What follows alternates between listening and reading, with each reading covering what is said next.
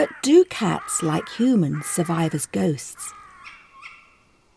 The George Hotel, an ancient smuggling inn on the Romney Marshes, was the haunt of many notorious gangs. It is also home to many ghosts, including a white lady who has been seen in the lounge bar and an excise man who was once killed and buried under this hallway. Sometimes an evil smell still pervades the area. The hotel also boasts a ghostly cat who roams the corridors. In one of the bedrooms, guests have felt something jump onto their beds at night and found nothing there. The first time I heard about it was, we'd only been here about 4 weeks, and when we came here we took on the girl who'd been running the place before. She used to stay in one of the rooms because there was no other accommodation. The upstairs wasn't fit for habitation at the time, and she'd woken up in the morning with what she thought was a cat on the bed, and she thought, that's strange because they've only got a dog, and they had an Alsatian dog, and she looked up and there was nothing there, but she could still feel something on her feet, and she could see an indentation in the actual bed sheet, and then she heard or felt as though that went as she moved her feet. It went, and she heard it land, but she couldn't find it, couldn't see it. And so she looked around the hotel to see if there was a cat, and there was no cat. I understand there was somebody who stayed here.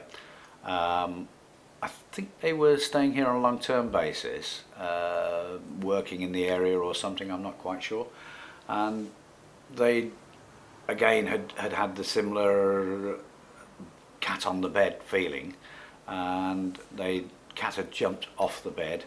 The door had opened and then the door slammed for no apparent reason, and they are on door closers, but there was no reason for the door to open in the first place. Don't know whether that was the cat though, because surely they can walk through the wall if they're ghosts. I don't know.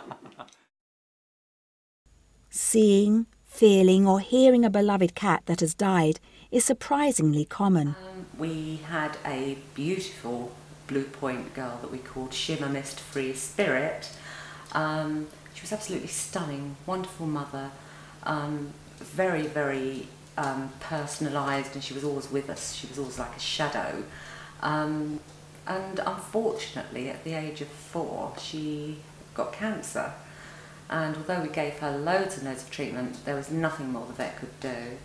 And since then, on a regular basis, when we've been sort of just laying in bed, you can feel the paddy paws going across the bed, and it is her. We know it's her because of the way she used to be, you know, and she's never really left us, you know. And I must say, and I know it sounds crazy, but there are times when I can actually see her. She, you know, and she's just there, and she's just always with us wherever we go. She's always with us. We had 2 cats which moved with us from our previous house to the house we still live in. My cat was an English domestic called Emily. When the children were of an age where they could run around and be a nuisance, both cats left us in the early 90s. This would have been about 1991, I suppose she left.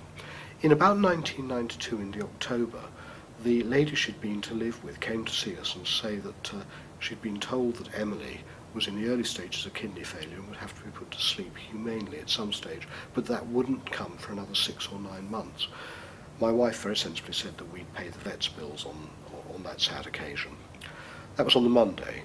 On the Wednesday, I was preparing something for us to eat on trays on our laps in front of the television in the lounge, when I glanced over from the kitchen. The kitchen and dining room in our house had been knocked together to produce a room about 35 feet long, and under the dining table at the further end of this room I could see Emily. Now I knew no cat could be there, there were no doors open, the cat flap was locked, but it was very distinctly Emily, who was a very distinctively marked cat. So as I went through with my wife's food, I ducked slightly to look under the table. She was looking at me. It was clearly her. I couldn't have mistaken her for any other cat, but she had an unfinished look to her round the edges. She didn't look insubstantial. She looked at me quite calmly, as she used to, but the edges just looked a little bit rough and unfinished. So I went through to my wife and said, I think I've just seen Emily's ghost, and she told me, whatever I was drinking, stop doing it now.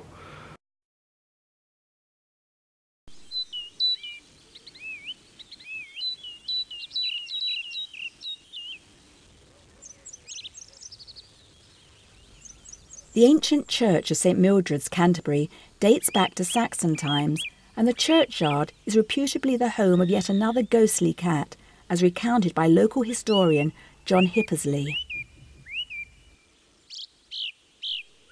Has anybody seen a black cat round here? A strange question, you might think, but only a couple of years ago I was walking around this very churchyard when I came across a phantom cat of St Mildred's Church. Several hundred people have seen it over the years. First sighting was sometime around 1815, although many people have seen it since. In fact, in the 1940s, an excavation took place here in 1945 to see if they could find the cat. It was regularly seen just behind where I stand. In fact, workers in the old gas station used to regularly see it late at night. Often associated with a very cold feeling. I actually feel the wind now as I talk about it, strangely. I'm not quite sure where it came from. Several reports were that in the 1780s, one of the alleged witches of the city, which is buried just outside where we stand here, outside the city walls, had been one of her familiars. Now, of course, witchcraft is more popular nowadays than ever, but we still see black cats all over. In fact, just behind St Margaret's Church, they regularly see a little black cat down there as well. Is that a phantom? I used to have a little black cat called Cat Weasel. Good little thing. It died, sadly, but I didn't know it had died. And some months after its death, because I was away at school, I came back home and found the little cat just in its normal place, sitting by the Arga in the kitchen. I gave it a stroke, it meowed, and I turned around and walked away and didn't think anything of it. Only late that afternoon when I said to Mother I'd seen Cat Weasel again, she said, well, that's impossible. Cat Weasel died 3 months ago. Well, that always seems a bit strange to me.